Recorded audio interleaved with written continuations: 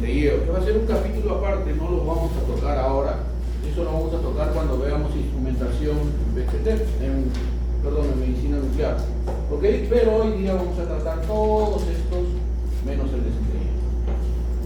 Otro tipo de clasificación para estos detectores va a ser los detectores en relación a inmediatos o retardados. Generalmente los retardados son aquellos que se utilizan para dosimetría, ¿ok? Se utiliza como dosímetros, tanto de lectura indirecta, ¿no? Que puede ser por ionización, el filmo fotográfico, o por excitación, los termoluminiscentes o radioluminiscentes, ¿ok? Todos estos se utilizan para dosimetría. Los dosímetros en el país, en la actualidad, hay algunos equipos que son termoluminiscentes y algunos que son radioluminiscentes. Ya vamos a ver de qué manera lo vamos a evaluar, ¿ok? Y los demás, ya hemos visto, por ionización, gaseosos y semiconductores, y por excitación, el de centelleo, que hemos dicho que va a tener un punto aparte dentro de lo que veamos, ¿ok?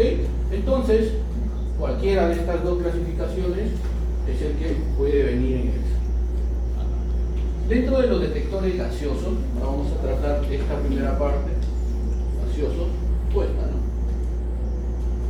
Vamos a hablar de los tres. Dentro de los detectores gaseosos, vamos a tener que están en una escala de voltaje entre los que son de ionización, los contadores proporcionales o los Geiger-Müller, ¿ok? Entonces, estos se van a dividir entre menor voltaje o mayor voltaje. Y su característica principal, si bien es cierto, los Geiger-Müller tienen o utilizan mayor voltaje, va a servir simplemente para decirnos que hay algún tipo de radiación, pero no nos especifica de qué tipo de energía o qué tipo es. Entonces, básicamente esto sirve para ver contaminación radioactiva. ¿Ok? Ya tenemos que evaluar después con un frotis a ver de qué tipo es. Los proporcionales sí nos pueden discriminar entre alfa y beta. ¿Ok? Y las cámaras de ionización, que si bien es cierto, utilizan poco voltaje para hacer la lectura, ¿ok? No el voltaje que va a la corriente, eso es otra cosa, sino el voltaje de lectura, porque si bien es cierto, este tiene 1000 de voltaje, pero este utiliza pilas para poder funcionar. Y estas cámaras de ionización son de poco voltaje, entre 100 a 200 para la lectura, pero estos tienen que estar conectados a corriente de 220, ¿ok? Entonces, para la lectura, estas cámaras de ionización son las que son mucho más precisas. ¿Por qué? Porque estas nos van a dar el orden de lectura de la actividad que voy a inyectar a los pacientes. ¿Ok? Entonces, esa es la división en relación a la curva. Dentro de los detectores gaseosos se produce un fenómeno clásico que es la ionización. ¿Qué es ionización? Alterar el número de electrones de un átomo. Arrancar el número al átomo para que el electrón del nivel cercano al núcleo salga disparado del átomo. Eso es ionización por pérdida. En la próxima semana vamos a ver ionización por ganancia. ¿Ok?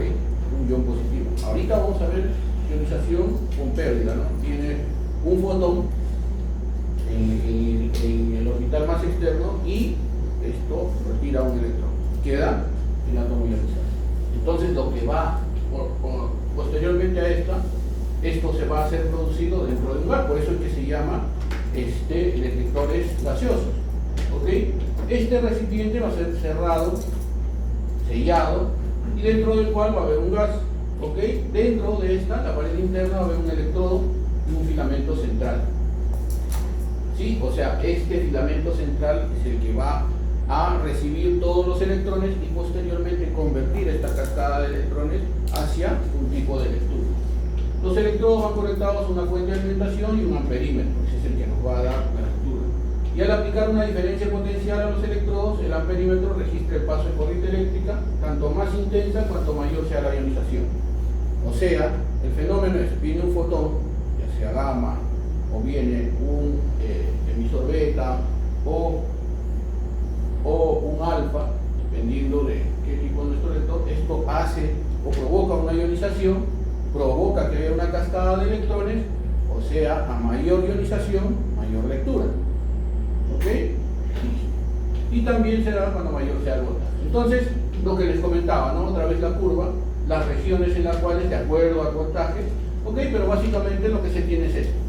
Ahora, hay detectores, como estas partículas son más pesadas, para que puedan atravesar estos lectores tienen que tener una rejilla directa, mientras que para los rayos gamma o los rayos X, esta tiene que estar sellada, generalmente con aluminio para no fabricar un aumento de la cascada. Ahora, ¿se puede saturar este lector? Sí, proporcional a qué? A la ionización, o sea, proporcional al isótopo que esté, o la cantidad que se esté leyendo, ¿ok? Dentro de este colector va a haber un gas, y ese gas es el que se va a ionizar, ¿sí? Viene un fotón gamma, ioniza el gas, y en este ánodo es donde se va a conectar los electrones, y de acuerdo a la cantidad de ionización, mayor cantidad de electrones y mayor va a ser la lectura, ¿sí? Para cualquier tipo de gas, ¿ya? Entonces, uno de los lectores clásicos que van a tener detectores gaseosos va a ser esta sonda gamma, que se utiliza para detección de ganglios centinela. Esta sonda se utiliza en sala de operaciones. Se inyecta al paciente una sustancia radioactiva, se verifica la zona del ganglio y en sala de operaciones se va con esta sonda, ¿ok? Esta nos va a dar la cantidad de cuentas en este lector, ¿sí? Y esto va a contener ¿qué? Un seno gaseoso, es un gas, y aquí se va a producir esa ionización, ¿ok? Una sonda gamma. La otra cámara de ionización que va a tener un gas es esto, el activímetro, que es uno de los más conocidos en medicina nuclear. ¿Ok? ¿Por qué? Porque aquí lo que se produce es ionización dentro de este contador, que también va a ser llamado contador de pozo. ¿Por qué? Porque aquí se va a introducir por esta parte superior, ya sea jeringa o ya sea viales. ¿Para qué? Para medir la actividad que se va a utilizar para luego o inyectar o darle al paciente, ¿ok? Mientras que esta nos dice en cantidad de cuentas, una sonda gamma, este activímetro nos va a dar en razón a qué? Si es la dosis que voy a inyectar al paciente, becquereles o milicuries, ¿ok? Becquereles o milicuries. Yo puedo seleccionar aquí y me puede dar becquereles o milicuries. Para el Perú, milicuries. El sistema antiguo, milicuries. El sistema moderno, becquereles. Pero el punto de quiebre para todo es desintegraciones por segundo, ¿cierto? Becquerel una desintegración por segundo y de ahí se hace toda la conversión. ¿El anterior cuál era? Cuentas, sí, sí. El cuentas, y solamente no está en cuentas. ¿Qué es eso de cuentas? Es un promedio de la actividad que se registra. ¿Y en qué unidad está? ¿Cuentas por minuto? Cuentas. Cuentas por minuto, ¿ok? Puede ser, esto es para la sonda gamma, que nos da cuentas por minuto. Vamos a ver el Geiger-Müller, el que nos da la contaminación. ¿Ok? Entonces el activímetro nos va a dar en eso. Va a tener contadores de pozo o contadores de sensibilidad para ver pico de energía. Entonces los activímetros miden la actividad de los radionúclidos y proporcionan la actividad de la muestra. ¿Ok? ¿Cuál es la actividad? El milicuries o becquerel. Vamos a ver un ejemplo de esto. Este es un calibrador de dosis o contador de pozo.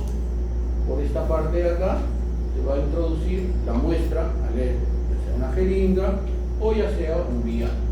Y eso se va a leer acá. Acá vamos a tener diferentes botones donde vamos a poder alternar entre cuentas, becquerelios, milicuries, radiación de fondo, con una balanza, ¿no? Para medir cuánto está la radiación de fondo y de ahí poder ver o hacer los cálculos de actividad. La fórmula de actividad que les decía, ¿ok? Esa fórmula sirve para ver si este activímetro está calibrado o no está calibrado. Este, por ejemplo, es de una industria argentina, cámara de ionización presurizada con argón, ¿ok? Blindaje de plomo de 3 milímetros para evitar que haya radiación externa que pueda contaminar. Tiempo de medición menor o igual a 2 segundos para actividades superiores a 300 microcuries, ¿ok? Y estas son algunas de las pruebas que se tienen que hacer para exactitud, precisión, estabilidad, temperatura y humedad.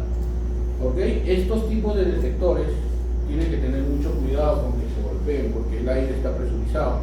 Si se golpea, sale el aire y la lectura ya no nos da. ¿Ok? Entonces estos tienen que estar bien cerrados. Van a ver que generalmente están en una esquina o están debajo del activímetro y bien cubiertos para evitar que haya algún problema con los golpes, ¿no? O cuando se transportan estos mismos. Estos activímetros, como les comentaba, se llamaban contadores de pozo. ¿Por qué? Porque va a tener dentro, o sea, el seno gaseoso está afuera y va a conectar ya sea una jeringa o un vial, en la cual vamos a medir la actividad que vamos a tener. Ya hemos dicho en milicurie o en becquerel. ¿Ok? Listo. Entonces, hemos hablado de la cámara de ionización.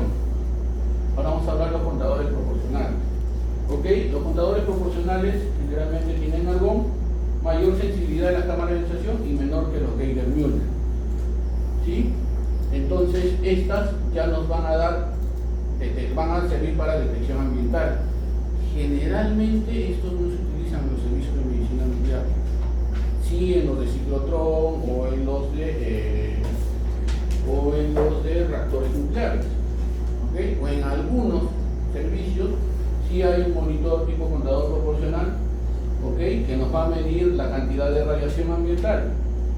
Por ahí hay una tesis donde utilizaron esto en el servicio que teníamos, y esto nos va a medir la cantidad de dosis de radiación en microsievert hora. ¿Ok? Entonces ahí se va a medir cuánto es la radiación ambiental. Una de las características útiles en los servicios de medicina nuclear es que a 1 metro de distancia nos dé la cantidad que tiene el paciente y si esta es o no la ideal como para que pueda retirarse o salir al servicio fuera de casa, ¿no? Entonces se habla de rangos de 10 microsievert hora a 1 metro de distancia para que normalmente pueda salir, o los pacientes hospitalizados, por ejemplo, donde haya servicios de medicina nuclear y haya, se hace terapia a los pacientes que van a salir, ya estos van a medirse a 1 metro de distancia con estos tipos de contadores proporcionales para que se puedan retirar. Algunos servicios utilizan, en vez de detectores proporcionales, utilizan los Geiger-Müller, que también nos da en milired o en microsievert hora la cantidad de radiación que va a tener. ¿Okay? Ahora, no se habla de cantidades exactas, ojo, acá se habla de un promedio de desintegración, ¿sí? No es exacto lo que se va a tener. Listo, entonces hemos hablado de cámara de ionización, contadores proporcionales y ahora viene los Geiger-Müller, que también pueden tener argón y halógeno en un tubo hermético con tensión de 500 voltios, gran sensibilidad, pero no sirven para cuantificarlo. Entonces, ¿para qué nos van a servir? Para ver si hay contaminación o no, ¿ok? Para hacer la medida en el área. Entonces ustedes van a ver, tienen microinfluencia en horas, algunos tienen el microsievert hora, algunos tienen los dos sistemas de medida, ¿ok? Entonces estos Geiger-Müller sirven para ver contaminación. Algunos son así, tipo inspector o detector, algunos van a tener como pancake, como otro monitor con cable, depende del servicio donde van a tener, ¿ok? Entonces, pero todos están obligados a tener Geiger-Müller. Ahora, en teoría, ¿dónde se utilizan estos? Dentro del cuarto caliente. Uno de los factores de calidad, dicen que estos detectores tienen que utilizarse temprano antes de que llegue la sustancia radioactiva y medir el fondo radioactivo. Llega la sustancia radioactiva que va a estar y definitivamente va a irradiar en la zona, tiene que medirse también ese fondo radioactivo y tiene que estar el monitor prendido. ¿Qué pasa si estoy trabajando y comienza a aumentar esto? ¿Qué quiere decir? Está escapando Que hay una fuga, que hay contaminación, posible contaminación. Factores de contaminación, que se haya caído una gota, ¿no? Que por ejemplo una jeringa no esté donde tenga que estar, en la zona de desecho. Entonces, uno de los factores de calidad dentro de un servicio, un cuarto caliente, es que este monitor esté prendido y siempre esté pendiente. Punto 1, el pendiente de la variación de fondo. Punto 1. Punto 2, todo lo que se toca dentro de esto ya como medida de protección radiológica, cuando veamos protección vamos a ver esto, pero todo lo que se toca dentro del cuarto caliente tiene que ser con guantes, por la posibilidad de contaminación con la fuente directa. ¿Por qué? Porque se tocan sustancias radioactivas. Entonces, que si bien es cierto, están en el contenedor, pero pueden salir de ahí. Entonces va, el tecnólogo agarra la jeringa y por ahí puede haberse contaminado en la manipulación, pero él tiene que estar con una medida de protección, guante. Segunda medida de protección, mandil. pero no mandiplomado. Cuando veamos protección vamos a ver por qué sí, por qué no y para qué sirve el mandiplomado. Vayan evaluando, leyendo eso, si se utiliza o no en este caso.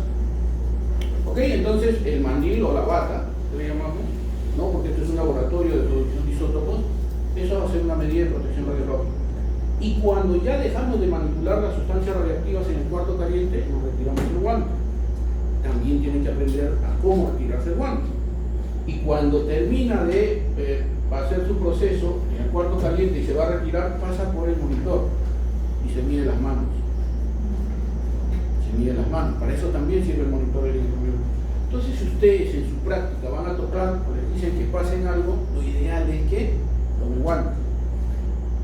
Tomen guantes. El servicio no les van a negar. Cojan guantes, ¿ok? Ya y van a ver, por ahí hay una tesis donde han averiguado qué tipo de guantes es el que se usa. Porque todos pensamos que los guantes que nos van a proteger son los guantes quirúrgicos, ¿no es cierto? Que son gruesos, que tienen talco, ¿ok? Eso es lo que pensamos. Pero acá tenemos que hablar de porosidad. Hay una tesis importante que nos ha hecho un trabajo donde nos hacen entender que, por ejemplo, para yodo que tiene emisión beta, esos guantes no protegen nada, sino los guantes de nitrilo. ¿Okay? Por eso es que casi en todos los servicios ahora usan guantes de nitrilo. Pero dependiendo de qué tipo de emisión va a tener, porque algunos hasta por ser partículas pesadas pueden atravesar esto, ¿no? Con uno o dos guantes que nos protegemos. Entonces tienen que usar guantes. Si van a tocar algo dentro del cuarto caliente, tienen que usar guantes. Terminan de retirarse y tienen que tener la buena técnica del uso de guantes y luego que medirse las manos con el detector. ¿Okay? Si hay un físico médico o un tecnólogo como oficial de protección, él también a media mañana pasa por todos los servicios leyendo y viendo dónde son los lugares donde se contaminan. Generalmente, por ejemplo, en nuestro servicio trabajan dos tecnólogos, uno que está en equipo y uno que está en el cuarto caliente. El que está en el cuarto caliente es el que administra las sustancias radiactivas y ese no cambia el colimador, puede contaminar otras zonas. Entonces va a lo que hace es terminar su trabajo a medirse con el detector. Entonces, ¿por qué les repito esto? Porque una vez conversando con otros colegas vimos que hay algunos que dicen no, guardo mi Geiger-Müller para proteger la batería y lo saco solo cuando lo necesito. Y otros decíamos no, la norma dice que tienen que usarlo siempre prendido en los servicios. ¿Cuál es la mejor práctica? Siempre tiene que estar prendido, que siempre que tengo que ver la radiación de fondo, que siempre tengo que medirme la mano antes de retirarme. ¿Ok? Listo. Ahora, ya vamos a ver también gestión de desechos radioactivos. Todos los desechos radioactivos se van a eliminar de acuerdo a la vida media que tienen estos, o de acuerdo a lo que miran con mi monitor. Pero no puedo generar mucho bulto radioactivo.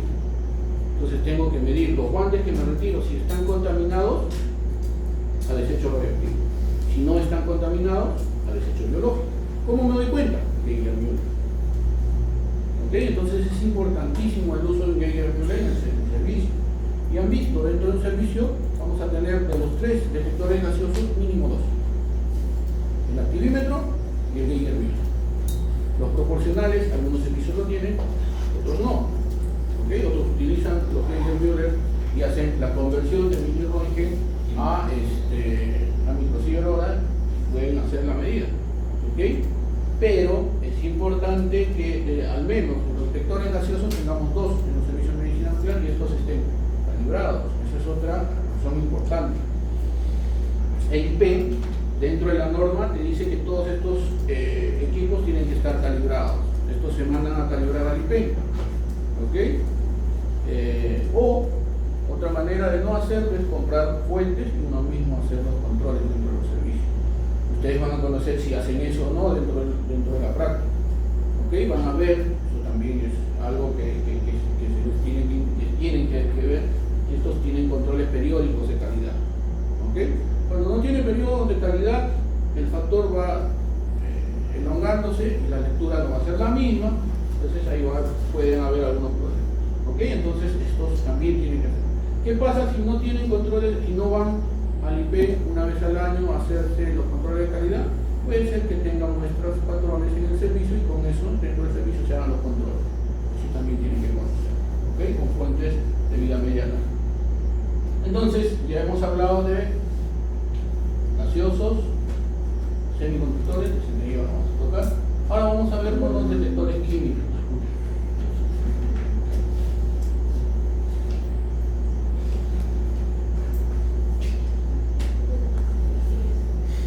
Ahora vamos a hablar de los detectores químicos. Los detectores fotográficos en algún momento fueron utilizados como dosímetros de lectura indirecta o dosímetros de lectura retardada. ¿Ok? Estos tienen la misma función que una placa radiográfica. ¿Sí? Entonces, ¿cuál es la función de la placa? Mientras más ennegrecido está, quiere decir que más radiación ha llegado. Entonces, lo que se medía era el nivel de ennegrecimiento. Se utiliza en la actualidad, profesor, ya no como dosímetros para el personal ocupacionalmente expuesto, pero sí para la radiografía industrial. Los dosímetros industriales todavía se están utilizando los detectores fotográficos. Ok, entonces la radiación va a imprimir, va a ennegrecer, ¿no? Tanto la radiación de ambiente como la radiación que se utiliza en los servicios. Esta se va a revelar, ¿ok? Y de acuerdo al grado de ennegrecimiento se saca un promedio y se dice que esta es la lectura que tiene, para saber o deducir la dosis recibida por el detector. Sirve como dosímetros de lectura indirecta y mide la dosis acumulada. ¿Ok? Hasta aproximadamente los años, casi hasta el 2000 se utilizaban estos como dosímetros de lectura indirecta. Ya después se dejaron de utilizar y pasamos a esto. Dentro de los detectores físicos, los detectores de termoluminiscencia o los famosamente conocidos TLD. ¿Sí? Hay servicios que tienen dosimetría con TLD y estas van a tener ciertos materiales para emitir luminiscencia, ¿no? El otro era la radiación ennegrecida, o sea, en relación a mayor ennegrecimiento, mayor cantidad de radiación. En este caso ya es luminiscencia, son mucho más exactos que los de ennegrecimiento. Entonces estos van a emitir luminiscencia proporcional a la ionización producida por ellos y esta va a ser absorbida y una vez que se calienta va a emitir una determinada temperatura. O sea, estos son dosímetros de lectura directa. Sí, entonces tienen un cristal. Esta radiación lo que va a hacer es que este cristal se vuelva metaestable. A esta se le va a someter al calor y este cristal, ¿no?, va a producir una cierta cantidad de luz que va a ser leída por un fototubo. ¿Alguien ha leído o ha escuchado que son los fototubos? Pero se los... ¿Fototubo multiplicador? Tubos. ¿Dónde es?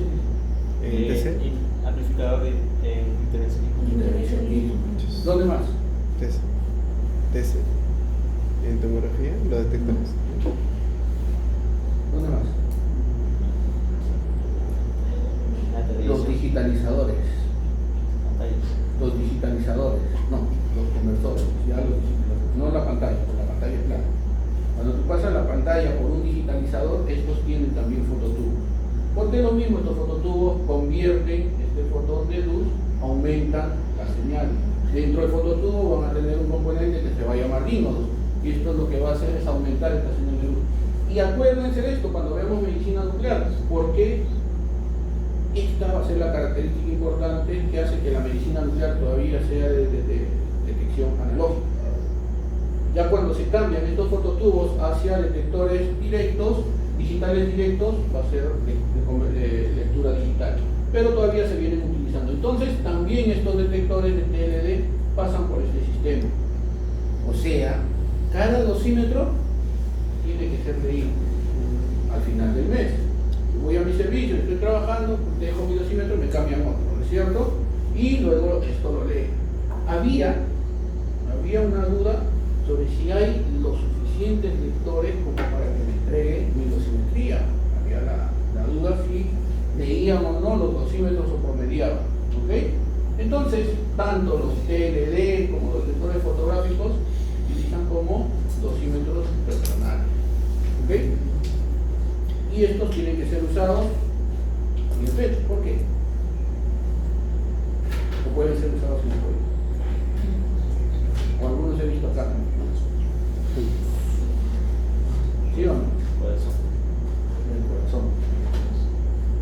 qué?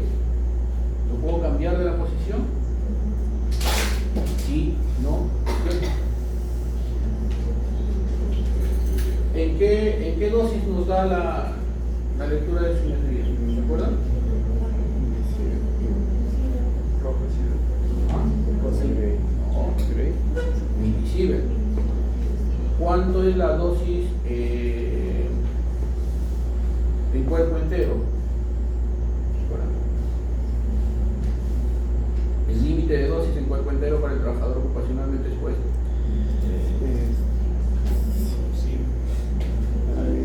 Un ciber es para alumnos y público.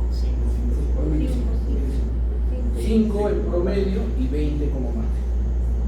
Acuérdense de eso, 150 para cristalino y 500 para piel. Acuérdense eso porque ustedes tienen que ver los dosímetros. ¿Y por qué se utiliza acá? Yo he visto a veces que lo utilizan en el cuello. Ustedes han visto que la lectura del dosímetro viene y dice lectura en piel, lectura en cristalino, ¿sí? Pero eso lo que hacen es promediar la distancia que esto tiene con el cristalino. La distancia que esto tiene equidistante a todas las partes del cuerpo. Y eso ya está estudiado en Fantoma. O sea, esta lectura lo lleva y ya el cuerpo está. Pero ¿qué pasa si yo pongo el lector acá en el cuello? La distancia es otra. No es el cristalino. Y la proporcionalidad con el cuerpo no está. Por eso es que tiene razón el uso del dosímetro en el pecho. No es porque se ve bonito y lo voy a usar, o si acá tengo gancho y acá no, y no lo voy a usar ahí. Porque he visto que utilizan eso. Y en medicina nuclear, profesor, en radiofarmacia vamos a tener dos tipos de dosímetros. Ya sea de lectura directa, ya sea de LED o ya sea de cristales, uno en el pecho y otro en la muñeca, porque nosotros manipulamos sustancias radioactivas. O en la muñeca o como dosímetros de anillos, TLD. ¿Ok? Al servicio a donde vayan, el tecnólogo que está en el cuarto caliente va a tener o en el anillo, la próxima semana les traigo unos anillos que tengo por ahí, o el de la muñeca sí es útil y necesario. Todo profesional que trabaja con sustancias radioactivas, perdón, en el pecho. Opcional que tenga uno de muñeca o uno de anillo, ¿ok? En la mano diestra. Entonces esto es importante. Ciertos elementos que van a ser estimulados térmicamente por el fenómeno termoluminiscencia y estos materiales como el fluoruro de litio, cuyo número atómico es 8,2, equivalente al tejido del cuerpo, ojo, estos nos van a dar la cantidad de dosis de radiación aproximadamente, ¿no?, sensible, y puede medir dosis de solo 10 milirad y dosis superiores a 10 rad. ¿Ok? Cuando comenzamos con los TLD, estos eran los que eran más precisos. ¿Ok? Pero, ¿alguien conoce algún tipo de dosímetro que no sea TLD? ¿Han visto los dosímetros? ¿Se han visto? Ahora cuando lleguen a los servicios tienen que saber si es de TLD, termoluminiscente o radioluminiscente.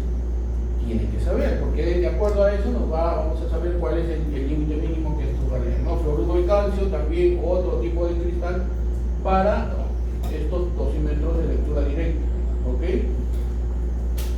El otro sistema es este, el radioluminiscente, que creo que deben de haberlo visto también. ¿Sí? ¿Han visto esto? Acá viene el nombre del personal que está trabajando y estos tienen código de barra. Estos son mucho más sensibles, 10 milisievert, 1 milirem, ¿no?, frente al otro que es solo 10 milirad. Estos son mucho más sensibles, ¿ok? Pero los dos sirven. En la actualidad los dos son los que están licenciados por el IPEM para el uso de dosimetría. ¿Ya? Tanto los TLD como los radioluminiscentes. ¿Ok? Pero los dos son de lectura indirecta o lectura retardada. ¿Qué quiere decir? Que lo usas, a fin de mes lo dejas y luego traen la lectura. Y ustedes tienen que saber cómo se lee eso. Tienen que saber cuál es el límite mínimo, cuál es el límite reducible.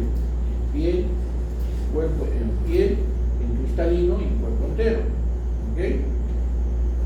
No sé si como internos ya les dan dosímetros, algunos servicios sí dan, otros nos dan.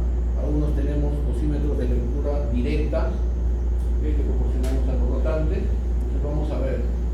¿Ok? Listo. Entonces, hasta acá ya terminamos con detectores gaseosos y los dosímetros. Son los contadores físicos.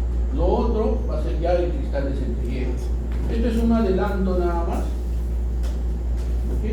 en blanco.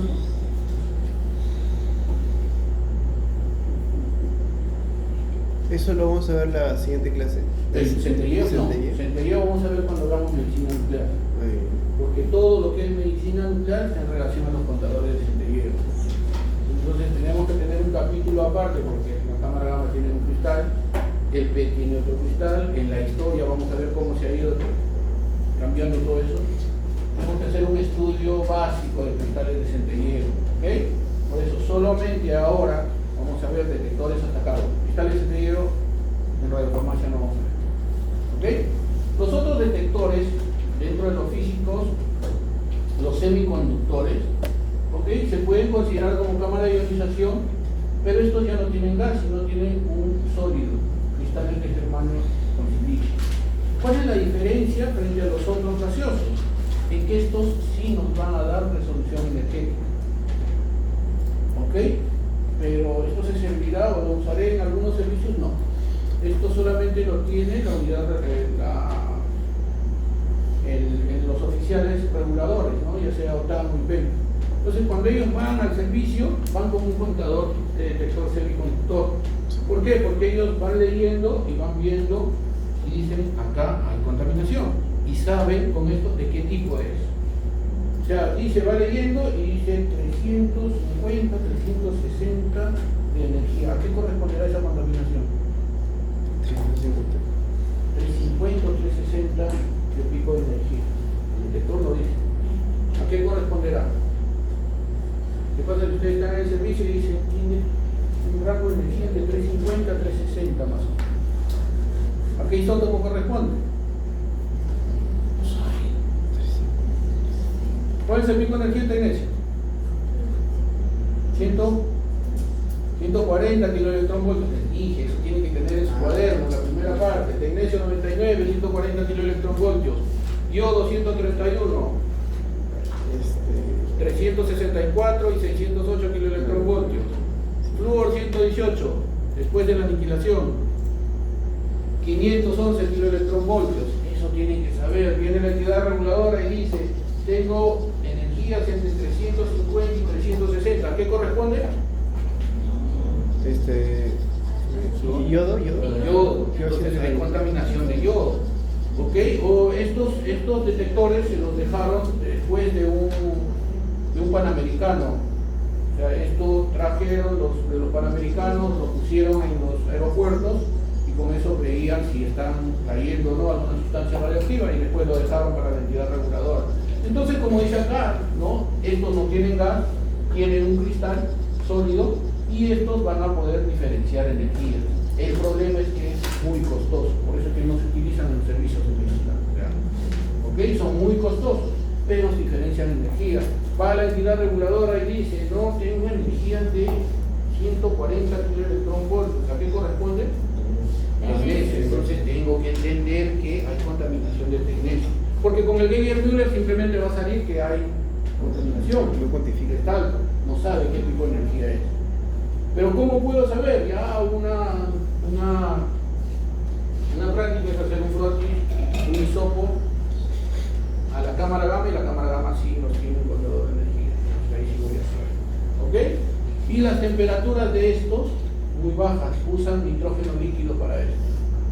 ¿Dónde se utilizan estos? Generalmente en ciclotrón o en reactores nucleares. ¿Ok? En ciclotrones o en reactores nucleares. Para ver, ¿no? Para ver contaminación. Tanto de ambiente, contaminación de neutrones o de algún elemento que puede. ¿Ok? Entonces, ya vimos toda la cantidad de los gaseosos. Cuando vayan a los servicios, lo que tienen que hacer es una lista de chequeo. Tiene cámara de ionización, ¿qué tipo de cámara? Detector digital, analógico, cuánto ve. Contador proporcional, ¿tiene o no tiene? Opcional. Geiger-Müller, sí. ¿Usa? ¿No lo usa? Químicos, fotográficos, que definitivamente ya casi nadie utiliza estos detectores. En el día a día son industriales, pero sí los físicos. Tenemos TLD o radioluminiscentes, como detectores como dosímetros. Semiconductores, es poco probable que vayan a ver en los servicios, y de centelleo, todos los servicios de medicina nuclear tienen cristales de centelleo, sea PET o sea PET. ¿Ok? Entonces con eso terminamos la clase de preguntas. Una consulta. ¿El termoluminiscente que tenía el dínodo? No. Los detectores no tienen eso. Los detectores tienen la capacidad de emitir luz. El tubo fotomultiplicador lo que hace es leer esa luz. O sea, los lectores de estos detectores en las empresas donde los miden son los que van a tener los cristales. ¿Ok? Y no los detectores. En los dosímetros no tienen dínodos, no tienen eso. O sea, simplemente estos guardan la radiación proporcional a la lectura, y luego esto se calienta y el calor va a emitir luz y eso va a ser leído. O sea, no tiene el dínodo. No tiene. Sí. ¿Ok? Los TLD no tienen, tampoco los radioluminiscentes. ¿Ok? ¿Listo? ¿Alguna otra pregunta? ¿Todo bien? Sí.